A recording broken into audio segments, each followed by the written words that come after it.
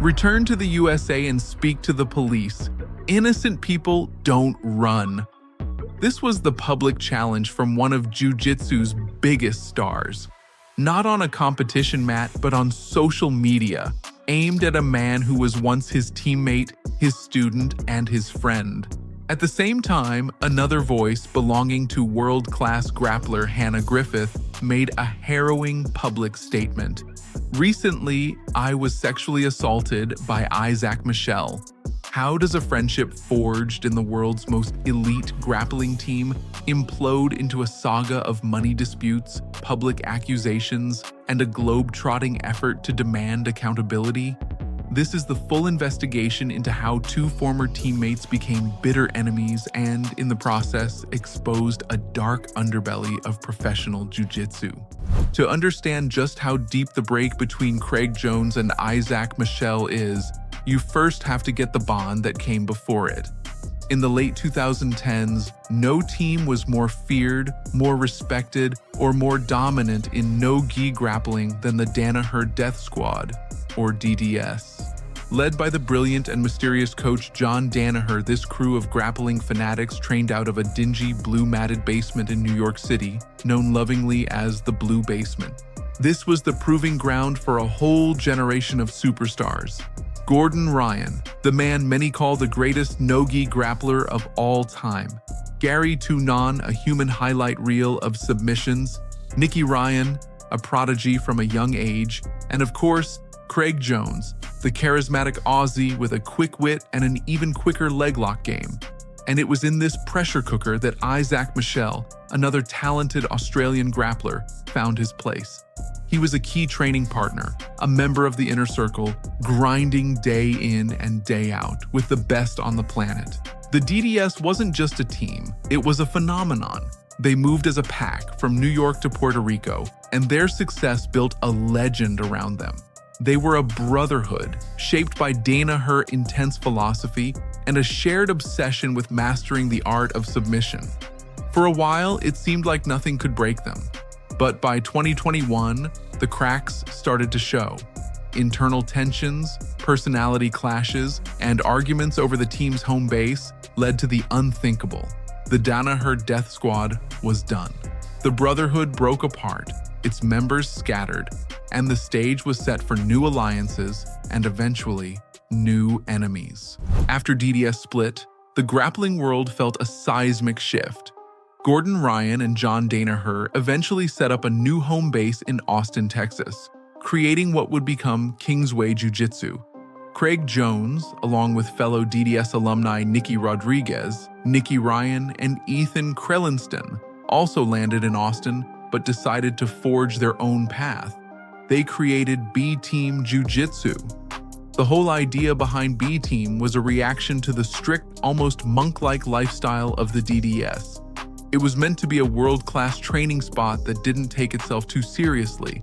The branding was laid back, the vibe was more relaxed, but the training was just as brutal. Craig Jones wasn't just a star athlete anymore. He was a co-owner, an entrepreneur, a gym boss. In this new venture, a spot was made for Izaak Michell, but his role was different. Michell was brought on as a hired instructor, an employee. That room for my own underhooks here. So as Nick reaches for a collar tie, what I'm going to look to do is I'm going to step in a little bit further and I'm going to look to throw my elbow underneath his elbow. From here, I'm going to look to straighten my hand and touch Nick's shoulder with the palm of my hand. Now my whole thing is thinking about my elbow positioning. I want to get my elbow positioning just under Nick's elbow here, like so. If my elbow is sunken down like this, it will create a very strong whizzer for Nick here, and now he's in a better position than I am. So I shorten my hand so my elbow comes just under his elbow. When Nick tries to use his whizzer here, I'll lift it higher, so then there's no opportunity for a whizzer. Now, once I have my hand in this position here, I'm going to look to step with my opposing leg. So I step foot to foot with my left leg. I'm going to start reaching for Nick's hip here, like so. Now I'm going to look to throw my own right elbow over the top of my head, like I'm a bowling motion, and pivot on the spot. Now I've got a tight waist here, I can lock my hands up, and we can start looking to block this near side leg with our knee. So my knee will block and I'll drag Nick's head over the same side leg and we'll get hands to the mat.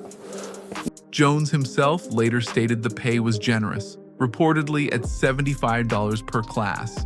And for a while, it all seemed to be working. The gym was growing, its stars were winning, and Austin was cementing its status as the new capital of no-gi grappling. But under the surface, the old dynamics hadn't totally vanished. While B-Team had a chill image, the pressures of running a business and managing people started to build. The lines between friend, teammate, and employee got blurry. It was in this environment that the first seeds of conflict between Jones and Michell were planted, not over a submission or a strategy, but over money, respect, and who stood where in the pecking order. That initial harmony at B-Team didn't last. The root of the public feud can be traced back to a major disagreement over Izaak Michell's role and pay. While Jones and the other founders saw him as a well-paid instructor, it seems Michell wanted more. Subsequent statements and reports suggest that tension grew around ownership and recognition.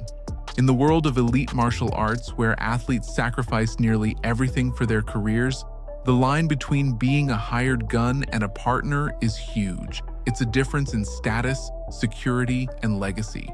This kind of tension wasn't new.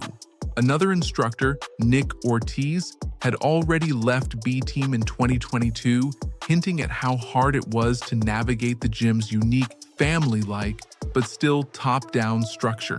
The disputes went from professional to personal. By February 2023, the situation was a mess. Craig Jones, as a co-owner, made the call to fire Izaak Michell from B-Team. At the time, Jones chalked the split up to communication breakdowns and the kind of heated arguments that happen in tight-knit groups, but the firing was a turning point. This wasn't just a gym argument anymore. It was a public and professional split. Michell was now an outsider, kicked off the team he had joined after the fall of the DDS. The beef was on, but it was about to get a whole lot worse. Having been ejected from one of Austin's two powerhouse gyms, Michell made a move that poured gasoline on the fire. He went to the other side. After getting booted from B-Team, Izaak Michell didn't leave Austin.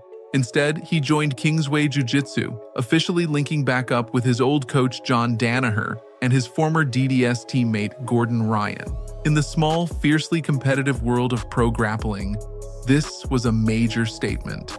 He had switched sides to B-Team's biggest rival, a gym run by the very people who were once the heart of his old team. The battle lines were no longer just personal, they were tribal. The bad blood simmered behind the scenes for over 2 years. Then, in June of 2025, it exploded into the open.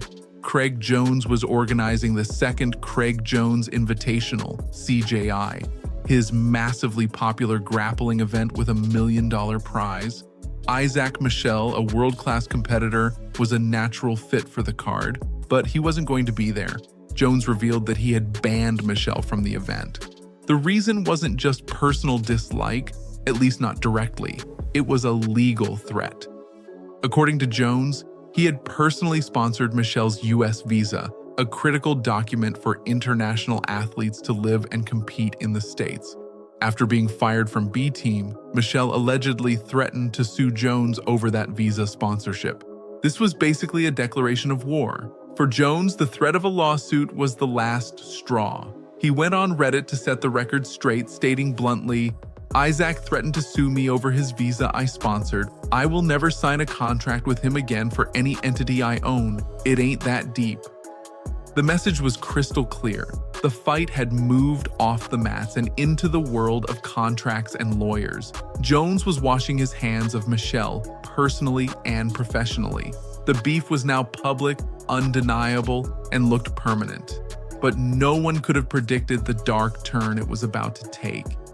As 2025 came to an end, Izaak Michell seemed to be putting the drama behind him. On December 7th, he dominated the ADCC Asia and Oceania trials, one of the toughest qualifying events in grappling. and won the 77-kilogram division. He had punched his ticket to the 2026 ADCC World Championships, the Olympics of the sport. It was the biggest win of his career. He was back on top of the grappling world. His victory lap lasted just 9 days. On December 16, 2025, Gordon Ryan, co-founder of Kingsway Jiu-Jitsu, posted a short, stunning announcement on social media. Izaak Michell was no longer a member of the team.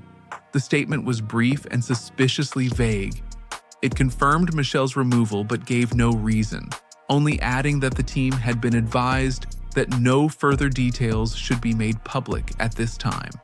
To stop speculation, Ryan then disabled comments on the post, explaining they were asked to do so that rumors are not spread. That move did the exact opposite. In the hyper-connected BJJ community, the carefully worded silence was deafening.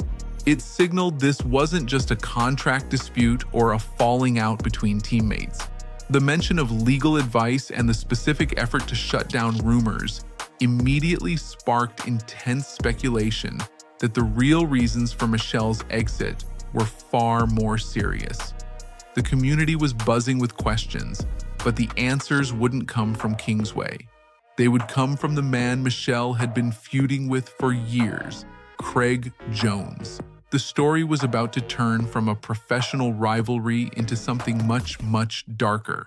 With Michel suddenly kicked off his second elite team in as many years, Craig Jones stepped back into the picture, but this time in a totally new role. He wasn't just a rival gym owner anymore. He became an advocate and an investigator. He took to his massive Instagram platform, usually reserved for memes and fight promotions, and started speaking out. He posted messages encouraging women to come forward if they'd had harmful encounters and shared links to the police and victim support groups. While he didn't always name Michel directly, the context was impossible to miss. The beef was no longer about money or visas. Jones was now publicly linking his former teammate to a pattern of alleged predatory behavior. He posted a stark warning to his followers: do not let him near women. The allegations gained more steam when the B-Team's own Simple Man podcast released an episode on the situation. On the show, which was later taken down from online platforms, B-Team co-founder Nikki Ryan made the first public claim connecting the events to law enforcement. Ryan said he believed Michel was kicked out of Kingsway because multiple different women went to the police, claiming that he sexually assaulted them. The hosts also discussed Michel's recent travels, noting he had flown to Thailand for the ADCC trials and questioning if he was trying to hide out. It's important to remember that at this point, there was still no official word from any police department about an investigation. The narrative was being driven by social media and secondhand accounts. But with this much smoke, everyone assumed there was a fire. The story had now escalated to public claims of police reports and a man on the run. The rumors had hit a fever pitch. Soon, they'd be replaced by named, first-hand accounts. The flood of rumors and secondhand stories finally broke in late December 2025 when the allegations against Izaak Michell turned into public, named testimony. The most powerful voice to emerge was that of Hannah Griffith, an accomplished IBJJF no-gi world champion and a respected figure in the BJJ community. In a brave and detailed statement on her social media, she told her story, "Recently, I was sexually assaulted by Izaak Michell." Griffith described a clear violation of consent and talked about the power dynamics that often keep victims quiet. She wrote, "It becomes even harder when the person responsible is well-known, respected, and holds influence within a team or community. That power dynamic can make speaking up feel isolating, intimidating, and almost impossible." Her statement was a turning point. This was no longer just internet gossip. It was a credible allegation from a respected peer. Her courage was immediately amplified by the biggest names in the sport. Craig Jones shared her story, adding he had spoken to many women with disturbingly similar stories from different cities and even different countries. Gordon Ryan also shared her post. Even the normally quiet John Danaher broke his silence to praise Griffith, calling her actions the brave thing to do and the right thing to do to help protect others. Griffith's testimony seemed to open the floodgates. Another woman, Ariel Daharo, who said she was outside the BJJ community, came forward in solidarity to share her own story of a consent violation involving Michelle. The allegations were no longer whispers. They were public, detailed, and coming from multiple sources. The story had changed for good. Now, the accused had to answer. As allegations piled up in the US, Izaak Michell was in Thailand, having stayed there after his ADCC trials win. Craig Jones, now fully committed to his activist role, also flew to Phuket. He used his Instagram stories like a digital megaphone, documenting his efforts to find Michelle and pressure him publicly. This led to a series of sharp posts, with Jones directly challenging Michelle, return to the USA and speak to the police. He made his position clear: I'll stop posting about you if you return. I ain't asking much. Innocent people don't run.